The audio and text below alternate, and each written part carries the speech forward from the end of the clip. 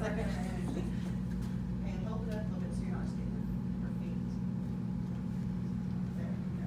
That's okay, whenever you're ready, huh? Alright. How many of you have kids? That's a pretty polarizing question. How many of you are around kids often? How many of you were a kid at some point? I think that's unpolarized enough. There has been a rise in the last few years of not vaccinating children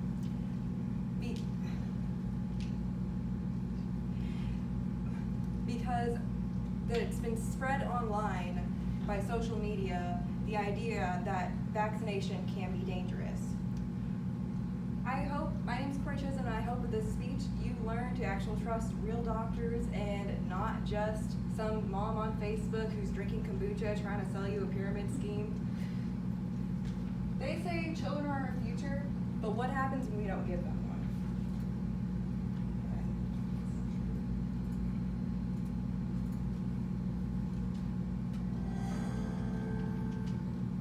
Polio, 1956. This is the way it looked. This is the way it sounded.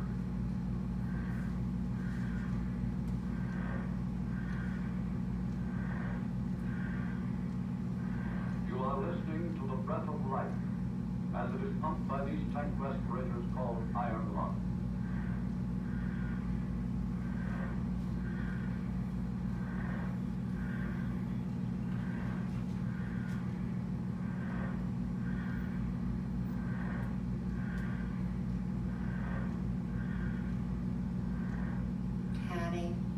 Was in an iron lung.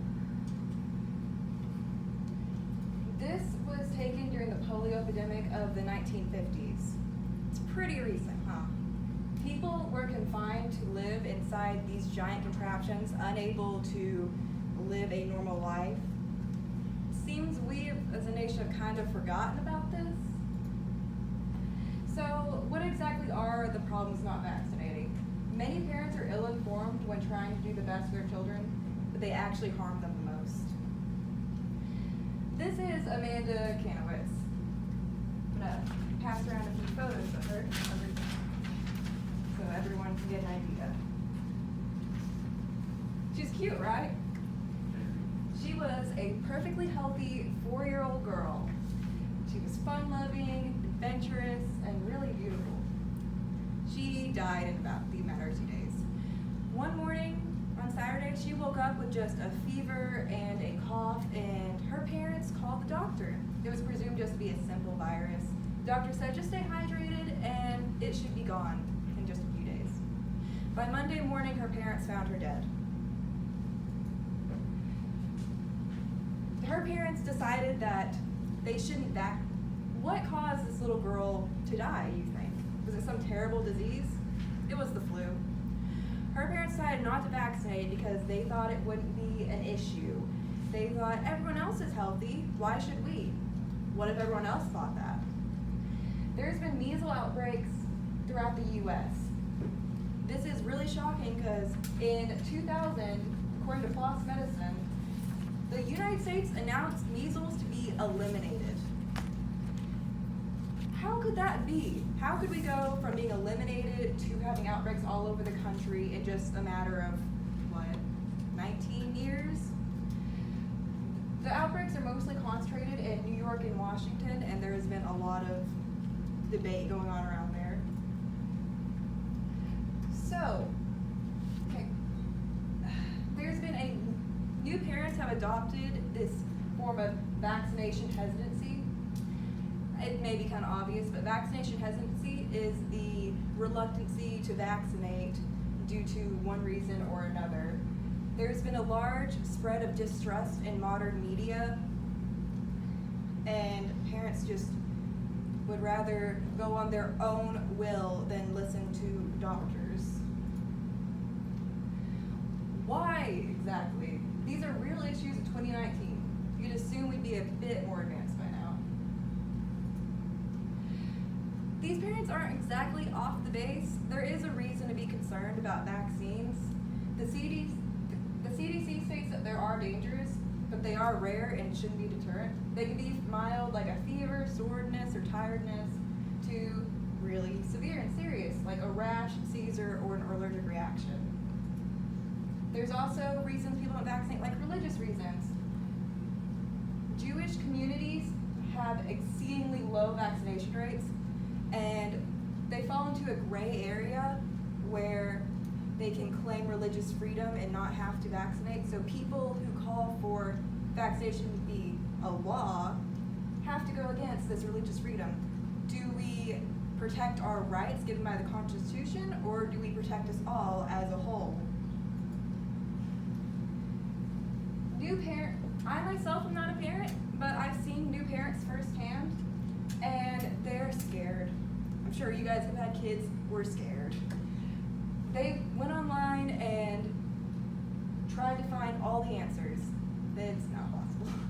She lives 20 seconds. New parents get tricked by online groups, like on groups like Facebook and all that, by anti-vax groups that spread lies and misinformation to try to scare and fearmonger into believing their ideas. So how do we fix this exactly? These parents aren't purposely being abusive, they are just gravely misinformed. Well, herd immunity is important. There are people who actually are autoimmune compromised or allergic to vaccines can't get vaccinated themselves. So they rely on everyone else being vaccinated around them to prevent them from getting this disease. If we don't vaccinate, we could kill them. It's not just about your safety, it's about the safety of others. Like babies. Some babies aren't old enough to be vaccinated yet. You want to kill a 2-month-old? Some people like to claim things like, well, I know someone who had an adverse reaction, so I won't risk it. Or, everyone around me is healthy, why bother to vaccinate? Well, remember Amanda? Her parents thought that last one. And if you know someone with an adverse reaction, would you rather risk a mild side effect or the death of your child from a preventable disease in 2019?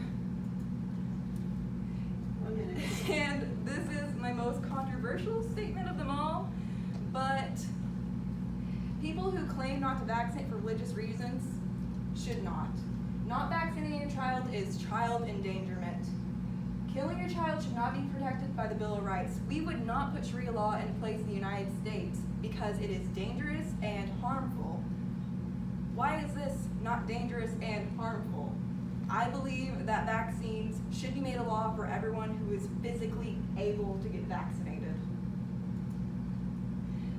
The best way to also combat it is to use facts and logic. The best way to combat misinformation is correct factual information. Vaccines weren't just made by someone throwing stuff together trying to get your money. As Ruth Bishop says, people who have not been involved in vaccine development have no idea how long it takes. Vaccines are important, and I'd say it's worth the risk rather than getting sick. Is there any way to stop this? There's no easy way to combat these anti-vaxxers. The best way is to try to reason using logic despite protest. In conclusion, these parents aren't being purposely abusive. Social media is the biggest cause in the rise in anti-vaccination. And by calling out lies and spreading truth, we can save the lives of children who can be affected by this dangerous way of thinking.